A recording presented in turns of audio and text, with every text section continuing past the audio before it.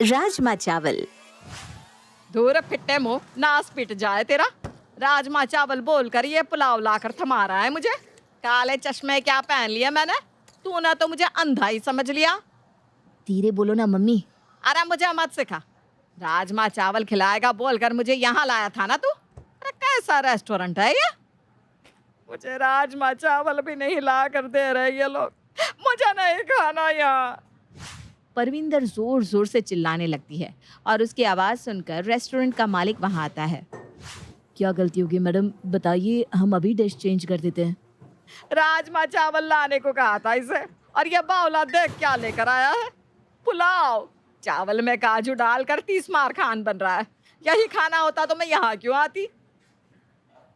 अरे यार मम्मी, धीरे बोलो, सभी लोग देख रहे हैं। ऐसे ही तुम्हारे इस राजमा चावल के भूत के कारण मेरी शादी मुश्किल हो रखी है, और तुम चिल्लम चिल्ली करोगी तो जो बची कुची इज्जत है ना वो भी चली जाएगी। क्या हुआ परविंदर? तू तो वही बहू लेकर आई थी ना, आ गया स्वाद? लगता है बहू ने अब तक राजमा चावल नहीं खिलाए। मेरे घर में तो राजमा भी है और चावल भी है, बस बनाना किसी को आता नहीं। तू अपना कर देख। खुद के घर पर तो खाने के लाले पड़े हुए हैं और मुझे बोल रही है नास पीटी। चल संजू यहाँ से, वरना इस बबले की हड्डी पसली एक हो जाएगी मेरे हाथों। कंफ्यूज हो गए क्या? अब परविंदर का कैरेक्टर ही ऐसा है, अच्छे अच्छे कंफ्यूज हो जाते हैं। तो मैं और आप क्या है? तो मैं आपको इंट्रोड्यूस करवाती हूँ परविंदर से। परविंदर को बचपन से ही राजमा चावल खाने का बड़ा शौक था। वो अपनी कामवाली के हाथों के राजमा चावल की ऐसी दीवानी थी कि शादी के बाद वो उसे अपने साथ ससुराल भी ले आती है। पर एक दिन उसकी कामवाली ऐसी छुट्टी पर जाती है कि लौट कर आती ही नहीं। बस फिर क्या था, उसके बाद से बेचारी परविंदर का राजमा चावल खाने का सपना सपना ही रह जाता है। अपने इस सपने को पूरा करने के लिए परविंदर ने क्या क्या नहीं किया। अपने बेटे प्रीतम की शादी तक करवा देती है। पर हे भगवान, तेरा लाख लाख शुक्र है, आज मेरा सपना पूरा हो गया। हे अन्नपूर्णा माँ, बहू के हाथों में ऐसा जादू देना कि राजमा चावल का स्वाद बिल्कुल मेरे पसंद के राजमा चावल की तरह निकले। टेबल पर बैठी हुई परविंदर यही सोचती जाती है। आधा घंटा, 1 घंटा, 2 घंटे इसी तरह बीत जाते हैं, पर परविंदर की बड़ी बहू रसोई से बाहर आती ही नहीं। अरे बहू, मैं जानती हूँ कि तू दुनिया की सारी डिशेस बनाना जानती है, पर देख, अब ना सारे डिशेस बनाने मत बैठ जाना। मुझे तो बस राजमा चावल खिला दे बहू। और तभी सुषमा रसोई से दोनों हाथों से एक बड़ा सा पतीला पकड़े बाहर आती है और उस पतीले को अपनी सास के सामने डाइनिंग टेबल पर रख देती है। परविंदर उस पतीले के अंदर झांकती है, जिसमें गिनकर राजमा होते हैं। ये क्या मजाक है बहू? अब मजाक मत कर। जल्दी जाकर रसोई में जो तूने राजमा चावल बनाए हैं बाहर लेकर आ जा। यही राजमा चावल तो बनाए हैं मैंने मम्मी जी। ध्यान से देखिए ना, पतीले के साइड में चावल के दाने भी तो हैं।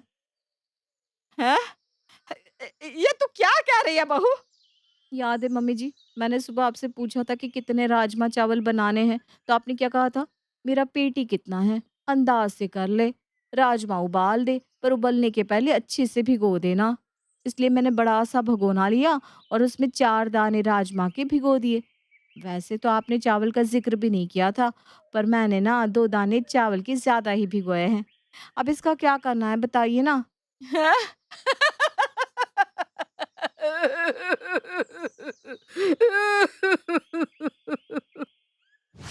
टेबल पर बैठी परविंदर पहले तो जोर जोर से हंसने लग जाती है और फिर रोने, मानो उसकी मानसिक स्थिति खराब हो गई हो।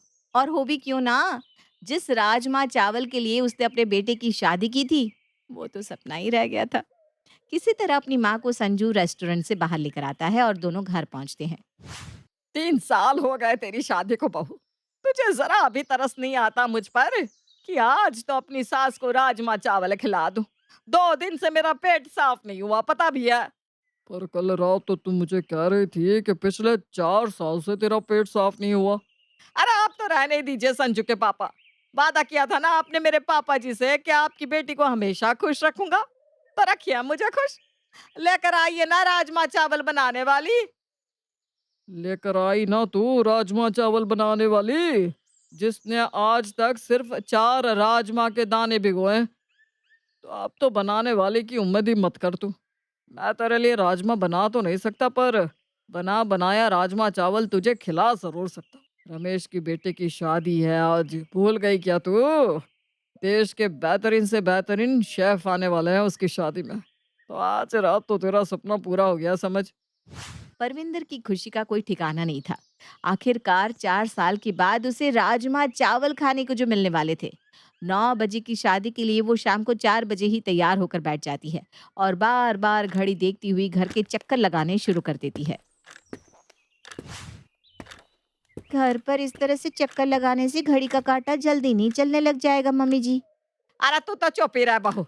तू अगर ढंग की होती ना तो आज इस राजमा चावल के लिए मुझे भिखारियों की तरह किसी की शादी का इंतजार नहीं करना पड़ता। आखिरकार में समय आ ही जाता है जिसका सभी को इंतजार था। घड़ी के कांटे जैसे ही 9 बजे का इशारा करते हैं, परविंदर का पूरा परिवार रमेश की बेटी की शादी में पहुंच जाता है। परविंदर घूम घूम के सारे स्टॉल देखती है, पर कहीं भी उसे राजमा चावल नहीं मिलते। चिंटू, रोशन, कहाँ हो सब? रमेश, ये क्या शादी की है तूने? पूरा खानदान की नाक ही कटवा दी। ऐसी क्या बात हो गई भाभी? अरे रोशन, जा अपनी चाची के लिए पास्ता लेकर आ। कुछ ढूंढ रही थी क्या भाभी आप? क्या नहीं मिला आपको यहाँ? शादी में तो सारी चीजों का इंतजाम है। नान, तड़का, चाइनीज भेल। शायद ही कुछ होगा ऐसा जो छूट गया हो। हमने तो पूरे देश के कोने कोने के डिशेस लाकर परोस दिए हैं इस शादी में। मैं क्या करूं इन डिशेस का? मुझे तो राजमा चावल खाने थे। बड़ा रईस बनता है ना तू। अपनी शादी में राजमा चावल तक नहीं रख सका। अरे भाई, इतनी पैसों की तंगी आ गई थी तो राजमा और चावल मुझसे लेकर बनवा लेता। शादी के बीचों बीच ही परविंदर जोर जोर से तमाशा कर भीड़ इकट्ठा कर लेती है। खानदान की सभी बहुएं वहां पहुंच जाती है। इतने लोगों से भरा पूरा परिवार, पर उनमें से किसी को भी राजमा चावल बनाना नहीं आता था। कोई नहीं था जो जाकर राजमा चावल बनाकर परविंदर के गुस्से को शांत कर सके। और बिना कुछ खाए ही परविंदर उस शादी से वापस अपने घर लौट आती है। बेचारी परविंदर, उसका सपना तो मानो पूरा होना लिखा ही नहीं था। और राजमा चावल की उम्मीद लिए वो अपने छोटे बेटे संजू के लिए बहू ढूंढने लग जाती है। एक ऐसी लड़की जो राजमा चावल बनाने में एक्सपर्ट हो। पर किसी भी लड़की के हाथ का राजमा चावल परविंदर की पसंद का नहीं था और संजू की शादी टलती ही जाती है। एक रोज परेशान होकर संजू लव मैरिज कर एक लड़की को अपनी पत्नी बनाकर घर ले आता है। ये सब क्या है संजू? कौन है यह लड़की? आपकी इस राजमा चावल के चक्कर में मेरी शादी होना मुश्किल होता जा रहा था। न जाने कब आपको किसी लड़की के हाथों का राजमा चावल पसंद आता और न जाने कब मेरी शादी होती। इसीलिए मम्मी मुझे ये सब करना पड़ा। माफ कर देना। एक आखिरी उम्मीद बची थी मेरी, तेरी बीवी। ऐसी लड़की लाती जो मुझे राजमा चावल बनाकर खिलाए। ये सब कौन सा मैं जानबूझकर कर रही थी बेटा? पर एक बार तेरी भाभी के टाइम गलती कर चुकी हूं मैं। उसके मायके वालों ने कहा था बहुत अच्छा खाना बनाती है हमारी बेटी, और मैंने मान भी लिया। पर शादी के बाद सारी असलियत सामने आ गई। इसीलिए मैं पहले ही टेस्ट ले रही थी बेटा। लोग तो गाड़ी में भी टेस्ट ड्राइव लेते हैं, तो ये तो मेरे राजमा चावल बनाने वाली बहू की बात थी। पर उस पर भी पानी फेर दिया तूने। आज मेरा दिल टूट गया।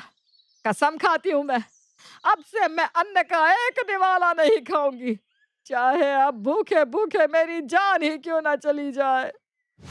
और गुस्से में परविंदर अपने कमरे में जाकर बैठ जाती है। परविंदर की हालत देखकर सभी घबरा जाते हैं, पर नई बहू प्रेरणा मुस्कुराकर रसोई में चली जाती है।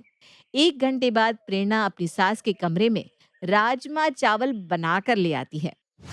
आप अपना अनशन मत तोड़िएगा मम्मी जी, बिल्कुल भी नहीं। और किसी के कहने पर तो बिल्कुल नहीं। आखिरकार लोगों ने आपके राजमा चावल की प्यार को मजाक बनाकर रख दिया है। पर एक बार इस राजमा चावल को टेस्ट कर लीजिए ना। अगर पसंद नहीं आए तो पूरा जीवन पड़ा है, वापस सब भूख हड़ताल पर बैठ जाएंगी। किसने रोका है? राजमा चावल की खुशबू से परविंदर खुद को रोक नहीं पाती और जैसे ही वो पहला निवाला खाती है, उसे अपने फेवरेट राजमा चावल याद आ जाते हैं। बिल्कुल वही स्वाद जैसा उसकी कामवाली बनाया करती थी। उनकी खुशी का कोई ठिकाना नहीं रहता और वो प्रेरणा के साथ साथ सुषमा को भी गले लगा लेती है।